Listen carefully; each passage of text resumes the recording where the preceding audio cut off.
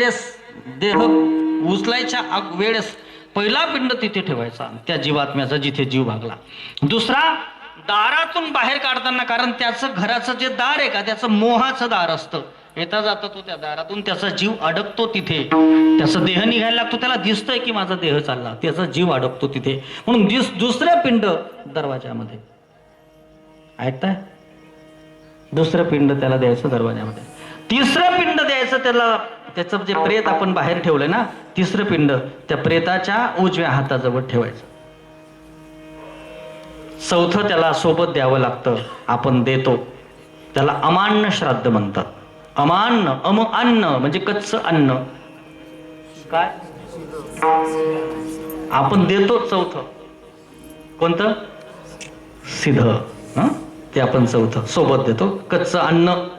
ते त्याला गावाच्या बाहेर वेशीवर, गावाच्या बाहेर, गावाच्या वेशीजवळ, गावाच्या बाहेर ठरलेल्या जागेवर, विसाव्याची जागा, गावामध्ये त्याचा जीव अडकतो, तिथे त्याला द्यावं लागतं, लक्षात ठेवा.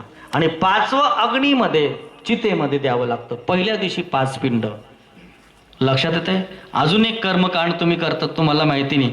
मग असं सांगतं प्रेतकल्पातलं गरुड पुराणातलं चिंतन, की तो जीवात्मा 10 दिवसापर्यंत त्या गावाच्या भूमीमध्ये सीमेच्या आत भ्रमण करत असतो, कारण त्याचा मोह अजून गेलेला नसतो. अजून त्याचा यमपुरीचा प्रवास 11-12व्या नंतर तो प्रवास सुरू करतो, पण 10 दिवसापर्यंत तो जीवात्मा त्या परिसरात भ्रमण करत असतो. म्हणून पहिल्या दिवशी, नीट आहे का, स्मशानात आपण त्या ठिकाणी अश्मा त्याचा ठेवतो. अश्मा माहिती ना, अश्मा दगड, त्याचा अश्मा त्याला म्हणतात शास्त्रामध्ये, आपल्या भाषेत जीव. बारीक आहे का, काय जीव, आपण जीव म्हणून त्याला तिथे एक दगड कोणतरी उचलतो आणि आपण तिथे स्मशानात त्याला ठेवून येतो, बरोबर. तो जीव लागतो, कधी लागतो? 10व्याच्या दिवशी तो जीव. महिला मंडळ, एकच जीव लागतो का अजून एक जीव लागतो या बायांना माहिती? 10व्याच्या दिवशी, जेव्हा 13व्याच्या दिवशी तो कार्यक्रम तुम्हाला करायचा असेल, सगळं घर सारून पोतारून पुसून, तो जो बोळा असतो का, बरोबर आहे ना, त्या घरातल्या सगळ्या वस्तू पुसून जो आपण जमा केलेला बोळा आहे, त्यालाही काय म्हणतात? त्यालाही जीवच म्हणतात. त्यामध्ये त्याची वासना त्या घरामध्ये, त्या वस्तूंमध्ये जीवात मेला. 10 दिवस, पहिल्या दिवशी त्याला जेवण लागेल ना, पहिल्या दिवशी. दुसऱ्या दिवशी आपण जातो ना तिथे, त्या ठिकाणी एक भाताचा, तिथेच भात शिजवायचा आणि त्याचा एक पिंड बनवून त्या ठिकाणी त्याला अग्नीमध्ये सोडायचा, असा लक्षात द्या. दुसऱ्या दिवशी एक पिंड, तिसऱ्या दिवशी एक पिंड, चौथ्या दिवशी एक पिंड, 10 दिवसापर्यंत 10 पिंड त्याला द्यायचे. पण आपण दररोज तसं करतच नाही. ब्राह्मण काय करतो, एक खटे 10 बनाय असतो. समजतंय? म्हणजे एखाद्या माणसाला 9 दिवस उपाशी ठेवायचं आणि 10 दिन 10 डबा बनायचा आणि ठेदेवान काय होतो, असा त्याचा अर्थ झाला. लक्षात येते का? हे गरुड पुराणामध्ये खूप चिंतन मांडलेलं आहे. प्रेतकल्पाच्या अंतर्गत मी तुम्हाला सांगत होतो. दुसरं महत्वाचं चिंतन, बारीक आहे का, दशक्रिया विधीच्या निमित्ताने ह्या परिवाराला झालेला शोक, त्या शोकाला दूर करण्याकरता कीर्तन हे माध्यम. आणि तिसरं महत्वाचं कारण, कीर्तनासाठी बसलेले, कीर्तनाला आलेले, कीर्तनात उभे असलेले, पेटी वाजवणारे, विनेकरी, चोपदार, टाळकरी, पखवाजी, आपला सुद्धा, खाली बसलेले तुमचा सुद्धा, सर्वांचा फोटो एक दिवस बॅनरवर, खुर्चीवर येणार आहे. म्हणून कसं मरावं याचं मार्गदर्शन म्हणून कीर्तन. विठ्ठल करायचीच नाही. एवढं एकच कीर्तन असं आहे बरं का. माझा असं पर्सनल मत आहे, भाव आहे माझा, की हे एकच कीर्तन असं आहे की ह्या कीर्तनाला बाहेरून श्रोता मागवायची गरजच नाही पडत. घरणीच भाऊबंदकी राहत, घरनं मतदान राजा कीर्तन. आणि जे कीर्तन ऐकायला आलेले असतात का सगळ्यांना माहिती निमित्त काय, म्हणून नीट ऐका माय. कीर्तन ऐकत असताना डोळ्यासमोर चित्र आणायचं की एक दिवस आपल्या जीवनातही हा योग येणार आहे की नाही. कोई चला गया कोई जावे, कोई गठड़ी बांध सिधावे, कोई खड़ा तैयार अकेला रे, सब चला चली का खेला. 2 दिन का जग में मेला रे, सब चला चली का खेला. 24 तासामध्ये अख्ख्या जगात 2 लाख लोक मरतात. माय किती मरतात? 24 तासात अख्ख्या जगात 2 लाख लोक मरतात. जगाचं सांगतो मी, 10.5 अब्ज लोकसंख्या आहे जगाची. 2 लाख लोक दररोज 24 तासामध्ये मरतात. सकाळी झोपेतून उठल्या उठल्या देवाचे हात जोडा आणि देवाला धन्यवाद द्या की देवा बरं झालं 2 लाख लोकात माझा आज रात्री नंबर लावला. ऐकता ना तुम्ही? फार मोठा अवघड चिंतन आहे माय. इथे बसले माता भगिनी, फार अवघड आहे. कोणाचं काय कधी होईल, कोण काळ येईल कैसा नाही देहाचा भरवसा. भगवान गीतेमध्ये म्हणतात, अर्जुना तू शोक कुणासाठी करतोय? अर्जुनाला शोक झाला, धनुष्य फेकून दिला. शोक कुणासाठी करतोयस? यांच्या देहासाठी. देहासाठी म्हणतील तर देह नाशिवंत आहे, आणि जर आत्म्यासाठी म्हणशील तर आत्मा अमर आहे. अजो नित्य शाश्वतो यम पुराण न हन्यते हन्यमाने शरीरे. पण आत्म्याचा अनुभव जोपर्यंत येत नाही तोपर्यंत मृत्यूचं भय राहणार आहे. म्हणून मरणाधी सावध व्हावे. आणि नीट आहे का, मरणाचं सावध होण्याचं कारण हे 10व्याचं कीर्तन, 13व्याचं कीर्तन. आणि गावात मेलेला माणूस आपण मृत्यू पाहून सावध होत नाही, हे सर्वात मोठं आश्चर्य आहे. सर्वात मोठं. गावात कोणी मेला आपण चर्चा करतो. गलीमध्ये कोणी मेला सकाळी सकाळी बातमी पोहोचली, ऐका ना महिला मंडळ पुरुष मंडळ, चर्चा करणाऱ्यांच्या चेहऱ्यावर एक तेज असतं, प्रसन्नता असते. बरं तुम्ही नीट आहे का? ज्या चर्चा करतात ना त्यांच्या चेहऱ्यावर एक थोडस प्रसन्नता असते. मग बहीण चांगला होता तो, हे काय की मरी गया. ऐकता ना? आता हे सांगताना दुःख आहे का आनंद आहे? प्रसंग दुःखाचा आहे, पण त्यांचं वर्णनाचा भाव बघा, व्हिडिओ काढून बघा त्यांच्या बोलण्याचे भाव. म्हणजे असं वर्णन करतात की तो मरेल एक, मी मरावच नाही. समजतं? किती मोठं आश्चर्य आहे हे, किती मोठं आश्चर्य. भगवान म्हणतात ईश्वर सर्वभूतानी, हो ईश्वर सर्वभूतानां हृदये अर्जुन तिष्ठती भ्रामयन सर्वभूतानी यंत्रारूढानी मायया. जगातलं सर्वात जटिल यंत्र कोणतं आहे? हे शरीर आहे, जटिल आहे. आपण जेवण करतो, जेवण करणं आपल्या हातात आहे. अन्न कोण पचवतो? आपण. मला उत्तर द्या ना पटकन, अन्न आपण पचवतो का आपोआप पचतं ते? हे मशिनरी अशी जबरदस्त आहे. वैज्ञानिक हैराण आहेत. आठवतं का तुम्हाला? आजपासून जुने म्हातारे माणसं बसलेत, आठवतं तुमच्या बोरकोड मध्ये किंवा खेडेगावामध्ये एक 30 वर्षापूर्वी एकच डॉक्टर आहे. तो डॉक्टर सगळ्या आजारांचा इलाज करायचा. आता आजार वाढत गेले कारण संशोधन चालूच आहे. अजून वैज्ञानिक संशोधन करतंय या देहावर, बॉडीवर संशोधन चाललंय. एकच डॉक्टर डोळ्याचा बी इलाज करायचा, एकच डॉक्टर पायाचा, कातडीचा, सगळ्यांचा इलाज एकच डॉक्टर करायचा. आता विज्ञानाच्या शाखा वाढत चालल्या, अभ्यास वाढत चालला, अजूनही सापडत नाही. अजून वेगळे, अजून वेगळे, अजून प्रकारचे व्यायाम्स. आता स्कॅन करायला लागले, अजून अजून सापडेल. आता वेगवेगळे डॉक्टर झाले. डोळ्यांचा वेगळा, कानाचा, हो हाडांचा, त्वचेचा. लगेच आपल्या गावातला डॉक्टर सांगतो असा असा त्रास आहे का, एक काम करा स्पेशल डॉक्टर पाजाया. अजून वाट बघा 10 वर्ष, पुढे पुढे 10 वर्षांतर तुम्हाला डॉक्टर सांगेल कोणता डोळ्या दुखी राहणार तुम्हाला, आता ना का आता ना. मग उजव्या डोळ्याचा डॉक्टर वेगळा, डाव्या डोळ्याचा डॉक्टर, या हातनं डॉक्टर नारा, या हातनं डॉक्टर. असं होणार आहे. हे संशोधन चाललंय अजून, कारण एक सारखं एक नाहीये. जटिल आहे शरीर. हे शरीर अतिशय जटिल आहे. मला एकाने प्रश्न विचारला, दादा मला एकाने प्रश्न विचारला म्हणे महाराज आटक पायटीच का बरं येतं? बरोबर आहे ना? हार्ट अटॅक कधी येतात बहुतेक लोकांना? पहाटे का येतात? त्याचं उत्तर आहे जास्त धीरने तो पहाटे लवकर मरत असतो. शरीर रूपी यंत्र, साधा मोबाईल तुम्ही रिस्टार्ट करा, चालू व्हायला वेळ लागतो त्याला. मोबाईल एकदम चालू होत नाही, तो वेळ घेतो.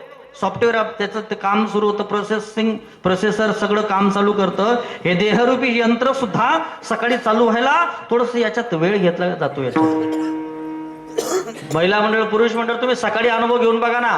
तुम्ही रात्री जेव्हा झोपतात तुमच्या डोक्याला उशाला कपाट असते, तुमच्या डोक्याच्या दिशेला उजवी दिशा म्हणजे पश्चिम असेल, पूर्व असेल, झोपताना ध्यानात राहतं. सकाळी पहिल्यांदा सुरुवातीला काय ते चेतना, जाग आली खरं सांगा, सुरुवातीला पहिल्यांदा जाग आल्याबरोबर क्षणभर फक्त क्षणभर जाग आल्या दिशा तरी सुधरस का आपला घर म्हणे आपले पूर्व कधी पश्चिम कधी आठवतं आल्या जाग जेव्हा येते एक 10 सेकंदामध्ये पूर्ण चेतना शरीरामध्ये व्यापते. तोपर्यंत आपल्याला दिशाही समजत नाही. समजतंय? आणि अशा प्रसंगाला जी तापट स्वभावाची माणसं असतात का ती ताडकन उठून बसण्याचा प्रयत्न करतात. हृदय जोरात पंप मारतं, रक्ताभिसरण क्रिया जोरात सुरू होते मेंदूपर्यंत. केसापेक्षाही बारीक बारीक व्हॅन्स मध्ये रक्ताचा प्रवाह जोरात गेला की 2 प्रकारचा अटॅक येतो. एक त्या ठिकाणी व्हॅन्स अटॅक होतात, त्याला पॅरालिसिसचा झटका म्हणतात. हृदयाच्या नसांमध्ये ब्लॉकेज जर असेल तर जोरात झटका बसला की माणसाला हृदयविकाराचा झटका. पहाटे मरणाऱ्यांची कारण, पहाटे मरणारे हे तेच माणसं आहेत ज्यासले अजिबात शांती नाही. लक्षात येते का? म्हणून कीर्तन ऐकणारे माणसं नुसते कीर्तन ऐकू नका, कीर्तन ऐकून हसू नका, नुसता मान हलवू नका. उद्यापासून सुरू करा. काय करा? महाराजांचं प्रमाण सांगतो ऐका. महाराजांनी सांगितलं कसं उठावं. निजल्याने गाता उभा नारायण, बैसल्या कीर्तन करिता डोले. जाग आली, चेतना आली, कोणी उठवलं? बोला पटकन, जमी घ्यात का? उठाळ कोणी? हा, उठवणारा तोय आणि झोपवणारा कोण आहे? मग गंमत आहे का? मोठी गंमत आहे. झोपवणारा पण तो नाही आहे. आपण म्हणतो ना जगातलं सर्वात मोठं खोटं सकाळी सकाळी माणसं बोलतात. दादा, जगातलं सर्वात पहिलं खोटं सकाळी सकाळी दररोज माणूस बोलतो. मी सुद्धा बोलतो, तुम्ही सगळे बोलतात. आपल्याला कोण विचारलं रात्री किती वाजता जपणं होतात? मी का 11 वाजता जपणं होतो. खरं सांगा, हे खरं आहे का खोटं आहे? तुम्हाला सिद्ध करून दाखवतो. हे खरं सर्वात पहिलं खोटं आहे. मला सांगा, झोपणं आपल्या हातात आहे. झोप ही आपोआप येते, बरोबर? आपण 11 वाजेला पडतो, बरोबर? आपण पडण्याचा टाइम सांगितला का झोपण्याचा टाइम सांगितलं? त्याला पडण्याचा. आपण गडायला समजतच का? हा, उनी उनी उनी उनी उनी असं जगतोस का? आपण फक्त पडल्यानंतर 2 प्रकारचे माणसं आहेत. बारीक आहे का? जी माणसं दिवसभर श्रम करतात, जी माणसं दिवसभर काम करतात, ती माणसं झोपल्यानंतर 2-3 तास जोरात घोरतात. किंवा ज्यांचं शरीर स्थूल आहे ती माणसं घोरतात. जी माणसं दिवसभर श्रम करतात त्यांना झोप येते आणि मग ते पडतात. आणि जो काहीच काम करत नाही दिनभर, याले काय सांग त्याले काय सांग, येण्या त्यांना कुठं न्या, तो पडस आणि तिने वाढतं कस? कोणी? झोप. लक्षात येते? मग जो पडतो त्याला झोप कधी लागली हे माहिती? 11ला पडले तुम्ही, 11:45 आली असेल, 11:30 आली असेल, 11:45 आली असेल, तो 11:45 किती वाजेला आली ते आपण सांगू शकत नाही. झोपणंही आपल्या हातात नाहीये आणि उठणंही आपल्या हातात नाही. ऐका दादा, आपल्या हातात काहीच नाहीये, सगळं त्याच्या हातात आहे. हे चिंतन साधू संतांनी आपल्याला सांगण्याचा प्रयत्न केलाय. विठाल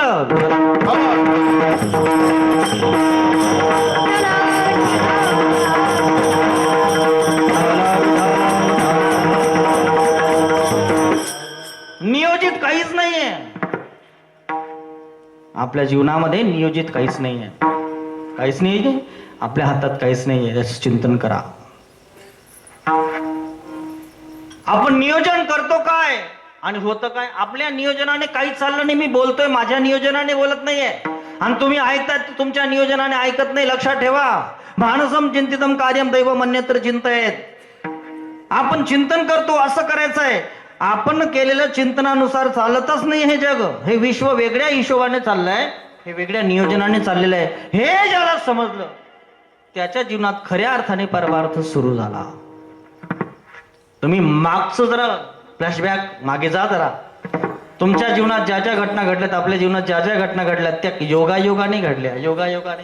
एखादा मूर्ख माणूस म्हणतो मी आईला लगीन जोडायचं नाही रे, तू तटे स्टँडवर शिल गेलो होता त्या उंता. कोण जोडतो मला सांगा? योगायोग राहतो, तो जोडणारा निमित्त आहे. लक्षात येते माझा सांगण्याचा भाव? जोडणारा काय? निमित्ताचा धनी केला असे प्राणी माझा माझा म्हणून वाया गेला. या जगात जे जे घडतं ते आपल्या नियोजनाने चालत नाहीये, या परमात्म्याच्या नियोजनाने चालले. म्हणून साधू संतांना हे सूत्र माहिती आहे. त्याच्या नियोजनाने जसं राहील देव ठेविल तैसेची राहावे, समयासी सादर भावे, समयासी सादर भावे. कोणे दिवसी बैसोनी हातीवरी, कोणे दिवसी पालकी सुभेदार, कोणे दिवसी पायाचा जागर घालून जावे रे, समयासी सादर भावे, हा समयासी सादर भावे. रात्री आपण प्लॅन करतो, नवरा बायको रात्री विचार करताय सकाळी आपले 10 वाजता साखरपुड्याला जाणं आहे. कुठे जाणं आहे? रात्री नवरा बायकोचं ठरतं कुठे जाणं आहे? साखरपुड्याला जाणं आहे. आणि पहाटे 5 वाजता पोरुणा म्हातारी मरी गई मोतले जाणं आहे. कुठे जायचं होतं आणि कुठे निघणार? आपल्या नियोजनात चाललंय का? आपल्या नियोजनात नाही आहे. हे सगळं परमात्म्याचं नियोजन आहे. आणि हा विचार ज्याच्या जीवनामध्ये आला, विचार 3 प्रकारचा करायचा आहे. नीट आहे का? विचार कशाचा करायचा आहे? 3 प्रकारचा विचार करायचा आहे. काय झालं ते आपल्या नियोजनाने झालं, काय होणार आहे हे आपल्या नियोजनाने होणार आहे. आणि हे जे देह, हा जो देहाचा जो भाव आहे, हे जे शरीर आहे, हे शरीरा संदर्भामध्ये जेवढा काही प्रपंच आहे, याला विश्वाला, प्रपंचाला भवनाम संसार म्हणतात. या संसार सागरामध्ये मी एक शुल्लक जीव आहे. या शुल्लक जीव हा या देहारूपी, या जगतरूपी संसारामध्ये मी कसा तरेन, भगवंताने प्रतिज्ञा केलेली आहे. तेषाम हम समुद्धरता मृत्यू संसार सागर भवामी न चिरात पार्थ मय्या वेशित चेतसां. जो मला शरण येतो मी त्याला त्याचं जन्ममरण निवारतो, असं परमात्म्याची प्रार्थना आहे. म्हणून जगद्गुरु महाराज त्या श्लोकाच्या आशयाने म्हणतात, बाबा रे विचार करा, या संसार सागरातून तरुण जाण्यासाठी कुठला मार्ग आहे? आपल्याकडे एकच मार्ग आहे जो आपण करू शकतो, अभंगाच्या प्रथम चरण. क्षणक्षणीयाची करावा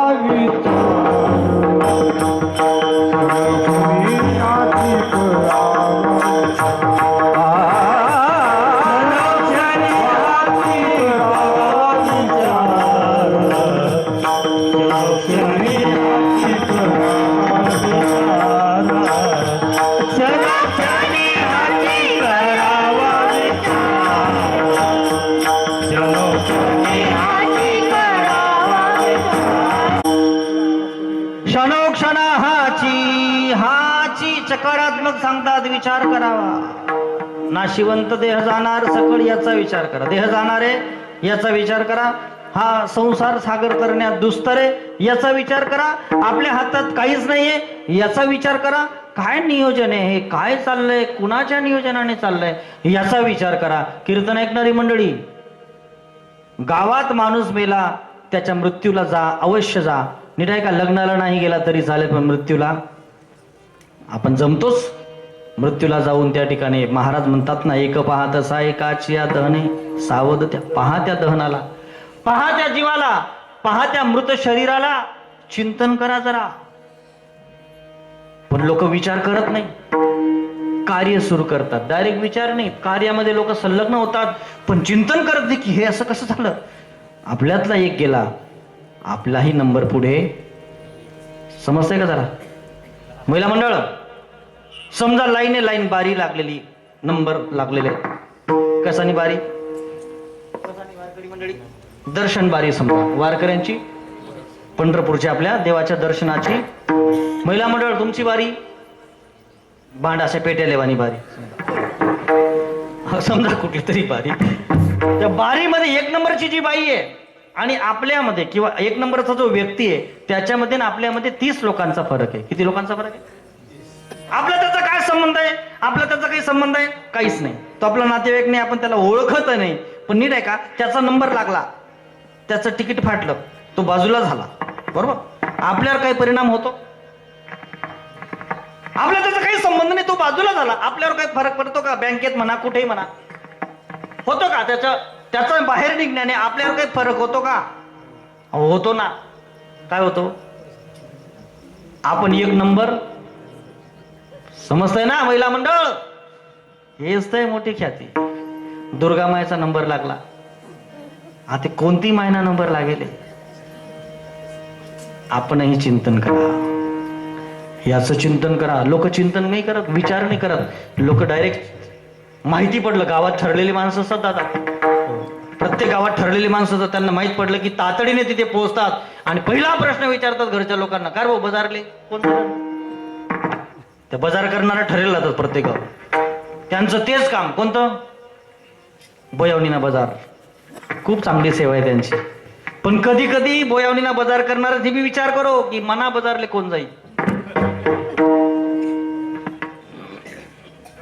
समजतंय? हा विचार फार महत्वाचा आहे. विचार करा, फार सुंदर आहे. हो, मी सांगतो तुम्हाला, पहाटे असं फिरलं पाहिजे. थंडीचे दिवस आहेत, सकाळी सकाळी मॉर्निंग वॉक केल्याने रक्ताभिसरण क्रिया वाढते, अगदीच माणूस चांगला राहतो. म्हणून शहरातले लोक तुम्हाला पहाटे फिरताना दिसतील. आपणही फिरत चला, दररोज स्मशानाचं दर्शन घेत चला, दररोज स्मशानाकडे जायचं. जमलं तर तिथली प्रदक्षिणा मारून घ्यायची एखादी. म्हाताऱ्या मायांसाठी सांगतो, माणसांसाठी सांगतो. जमलं तर तिथली राख लावायची माय. भस्म, ओरिजिनल भस्म तीच आहे. जमलं तर तिथली राख कपाळाला लावायची. करमत नसेल तर नातूला घेऊन जायचं. नातू पहिला दिन विचारी तुमले, बाबा हाय काय शे? त्याला सांगा ना, भाऊ हा आपला पलाट शे, हा आपला ओरिजिनल पलाट शे बेटा, खानदानी पलाट. एक दिन मन बाबा ठेवून ता, एक दिन माले आठ हे नाही, एक दिन तुम बापले बी आठ हे नाही, आणि एक दिन तुले सुद्धा.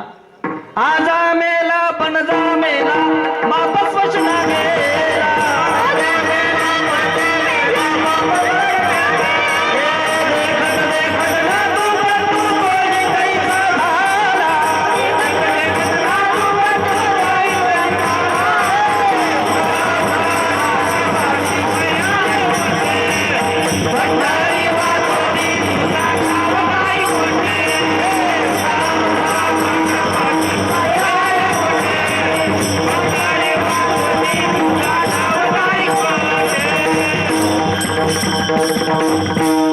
आजा मेला पण जा मेला, बाप स्मशना गेला. भजनी मंडळ, काय सुंदर अभंग आहे महाराजांचा. हा, महाराजांनी किती पिढ्यांचा हिशोब दिला या अभंगामध्ये? किती पिढ्यांचा हिशोब आहे मोजा ना. आजा मेला पण जा मेला, बाप स्मशना गेला, देखत देखत ना तू पण तू. किती पिढ्या झाल्या? कितल्या पिढ्या व्हायना मोजा ना. कितल्या पिढ्या व्हायना? 5. तुम्हाला गणित कच्चं आहे का? नीट मोजा.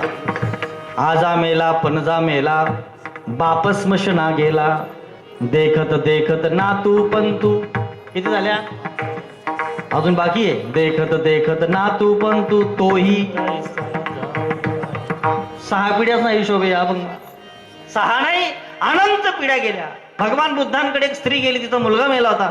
भगवान तुम्हाला लोक अवतार म्हणतात, भगवान म्हणतात, माझ्या मुलाला जिवंत करून द्या, कृपा होईल, माझं जीवन सार्थक होईल. एकुलता एक मुलगा होता. भगवान गौतम बुद्ध म्हणतात, माय तुझ्या मुलाला मी जिवंत करतो, एक काम कर, गावात जा आणि ज्या घरात कोणी मेलं नसेल त्या घराची राख घेऊन ये, बस मुलगा जिवंत करतो. ती बाई अख्ख्या गावात फिरली, पण तिला असं घर भेटलं नाही की ज्या घरात कोणी मेलं. आजा मेला पण जा मेला, बाप स्मशना गेला. विचार करा, हे विश्व चाललं कुणाच्या इच्छेने? आपण म्हणतो देवाला करतुम अकर्तुम अन्यथा करतुम. परमात्मा आपलं रक्षण करतोय. कसं करतो रक्षण? ऐका ना. मागे पुढे उभा राहे सांभाळीत, आलिया आघात निवाराया. तोच संपूर्ण रूपाने नाना रूपे नटला हरी. मग घरामध्ये तुम्हाला लहानाचं मोठं करणारा जो पहिलं रूप आहे, शास्त्राने सांगितला पहिला देव. बारीक आहे का माय? त्या देवाचं कीर्तन आहे. पहिला देव मातृदेवो भव. पहिला देव कोणता आहे? पहिला देव माय. माय पहिला देव आहे माय, आणि दुसरा देव आहे पितृदेवो भव. आणि जो आई वडिलांना सांभाळत नाही, जो आई वडिलांची सेवा करत नाही, महिनाभर दिंडी माझा ना, खरं सांगा काय उपयोग ना ते? समजतंय? मातृदेवो भव, पितृदेवो भव, आचार्यो देवो भव, अतिथी देवो भव. पाचवा देव आहे मृत्युर्देवो भव. काय सुंदर चिंतन आहे बघा ना. परमात्मा कसा आहे म्हणून परमात्म्याला माय म्हटलंय, परमात्म्याला माऊली म्हटलंय, कारण तो आईच्या रूपाने आपलं पालन पोषण करतो. या विश्वालाही तो आईच्या रूपाने सांभाळतोय. काय सुंदर चिंतन आहे. किती अवघड आहे जगामध्ये एक सांगू माय, सर्वात अवघड जीवन असेल तर स्त्रीचं. परमात्म्याने तिला ऍडव्हान्स शक्ती दिली माय. या शासनाला हो भारतवर्षाने मला एक म्हटलं म्हणजे महाराज सरकारने डोकं फिरी की बाया असले अर्ध तिकीट, 1500 पगार, आरक्षण, या सरकारने बाया असली इथल्या सुविधा दी टाक्यात. म्हटलं हे लक्षात ठेव, या हिंदू धर्मामध्ये आपल्या सनातन वैदिक धर्म संस्कृतीमध्ये सर्वात जास्त मंदिर देवांची नाही आहेत, सर्वात जास्त मंदिर देव्यांची आहेत. यत्र नार्यस्तु पूजन्ते रमन्ते तत्र देवताः. नारी नारी क्या करो, नारी रतन की खान. इस नारी से जन्म लियो राम कृष्ण हनुमान. काय चिंतन बघा माय, जरा विचार करा. पुरुष कधीच करू शकत नाही, कधीच करू शकत नाही. स्त्रीचा आणि पुरुषाचा समन्वय नीट आहे का? मेंटल जर आपण हिशोब केला ना तर माणसाची आणि स्त्रीची बरोबरी होऊ शकत नाही. मानसिक दृष्ट्या जेवढी स्त्री भक्कम असते तेवढा पुरुष कधीच नसतो. लाखो शेतकऱ्यांनी आत्महत्या केल्यात, कर्जाची चिंता, टेन्शन. बरोबर, शेतकरी आत्महत्या. मला सांगा, पैशाची कर्जाची चिंता माणसाला असते, बायांना नसते का? ज्याच्या घरात चिंता आहे ना, सर्वात जास्त कटकट कोण करतं खरं सांग? बाईच करते. कितलं व्याज विचारलं, कितलं व्याज विचारलं, हो माय जीव देन त्याले. तो जेवायला बस ना, काही ना कटकट सुरू. उलट सांगायचं आहे मा, तुम्ही चिंता करताना पण तुमची चिंता राहत नाही, त्याच्या डोक्यात जास्त चिंता घुसते. तो सहन करू शकत नाही, तुम्ही सहन करता, तो सहन करू शकत नाही. म्हणून त्याला व्यवस्थित सांगायचं, चला उलट सांगायचं कदाचित. हो, उलट सांगायचं, चिंता करू नका, गण दुनियावर कर्जशी. आपलं थोडी नुकसान होईल बटा, दुनियानं नुकसान होईल. आपलं थोडी कपाशी खराब होईल बटी, दुनियानेच कपाशी खराब होईल बटा. दुनियाला भाव नाही भेटणार. चिंता करू नका, पोटभर जेवा, अगो चपाती द्या, काय चिंता करू नका. फिट जाई यंदा नाही भेटणार, पुढला साली फिट जाई. पुढला साली नाही भेटणार तर पुढला साली फिट जाई. नाही भेटणार ते नाही म्हणदिसो, चाल द्या तुम्ही. पण स्त्री, कधी ऐकलंय तुम्ही महाराष्ट्रात एखाद्या शेतकऱ्याच्या बायकोने आत्महत्या केली? शेतकऱ्याने आत्महत्या केली, बायकोने नाही केली. का? कारण ती आई आहे. आईला मरता येत नाही. आई जगते कोणासाठी? मुलांसाठी जगते. हो, आई नीट आहे का? फार मोठं चिंतन आहे. आभाळामध्ये, आकाशामध्ये ढग ढग त्या ठिकाणी जोरजोरात ओरडतायत. तिचं लहानसं लेकरू तिच्या खुशीमध्ये असतं. बाहेर भरा मोठा आवाज येतो, पण तिचं त्या आवाजात लक्ष नसतं. ते छोटंसं लेकरू बारीक आवाज करतं, झोपेतून उठतं, लगेच आई जागे होते. तिचं सगळं लक्ष कुणाकडे? त्या लेकराकडे. रात्री झोपेतून रात्री झोपेमध्ये ते ओल्या जागेवर त्याला तिथून उचलून कोरड्या जागेवर रात्र 7-8 वेळ झोप मोडत असेल तिची, कदाचित जास्तही मोडत असेल. लक्षात ठेवा, तरी सांभाळते. मुलासाठी लक्षात ठेवा, माय जगातलं सर्वात मोठं दैवत, पहिलं दैवत आहे माय. म्हणून जिचे पिळे बाळ प्राण दियेचा विकळ. माऊली शब्द दिलाय परमात्म्याला. परमात्मा जगाला सांभाळतोय, पालन करतोय.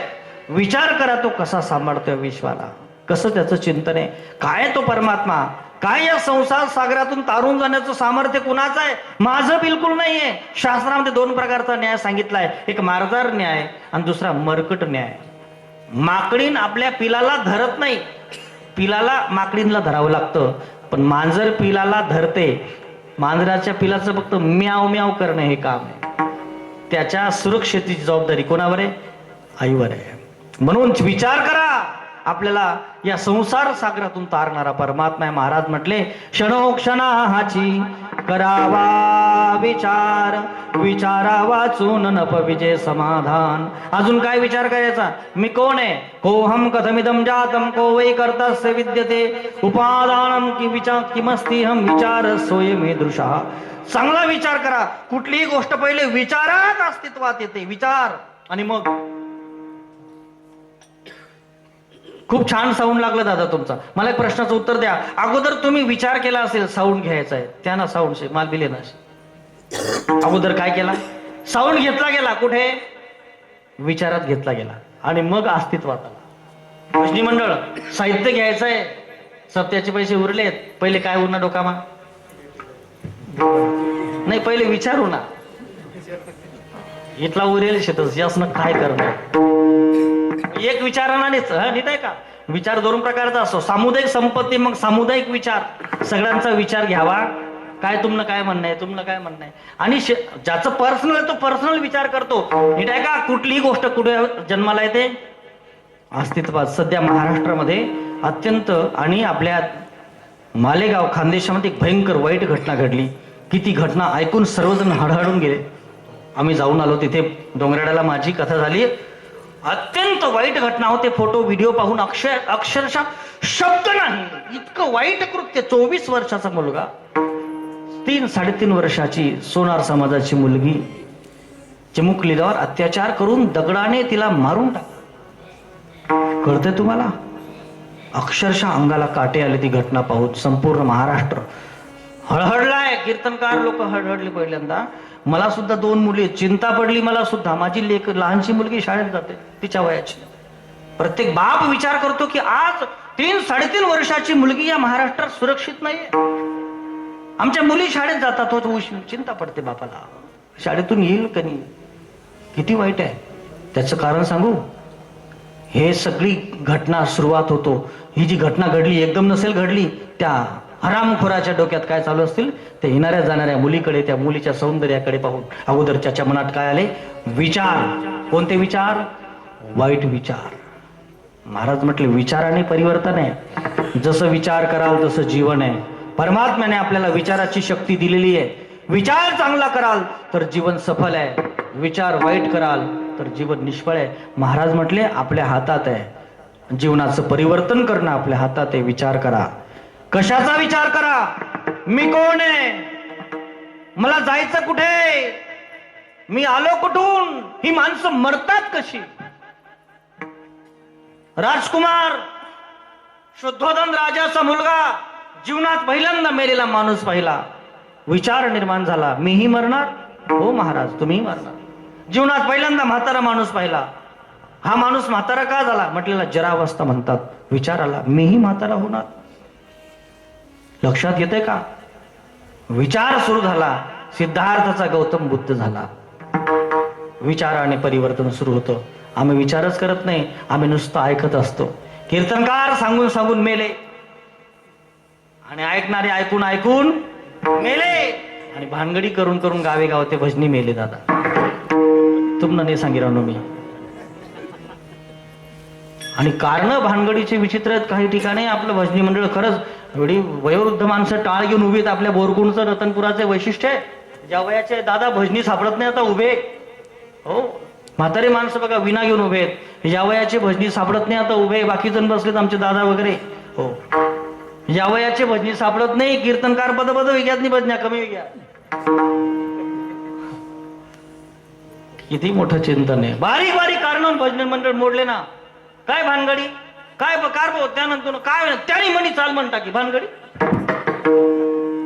चालीवरून भानगडी. अवघड आहे.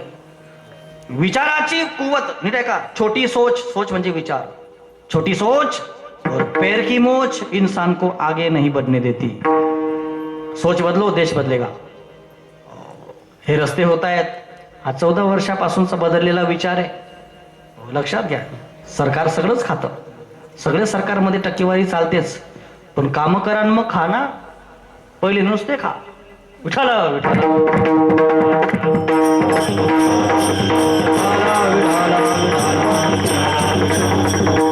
कीर्तन ऐकणारे माणसं, श्रोते मंडळी नीट ऐका. तुमच्यावर फार मोठी जबाबदारी. बरेच जण कीर्तन ऐकताना बऱ्याच जणांच्या डोक्यात विचार चालू आहे. महाराज ना अभंग ना कथ चिंतन जैरानं. काही जण नाव बी विचार करणं.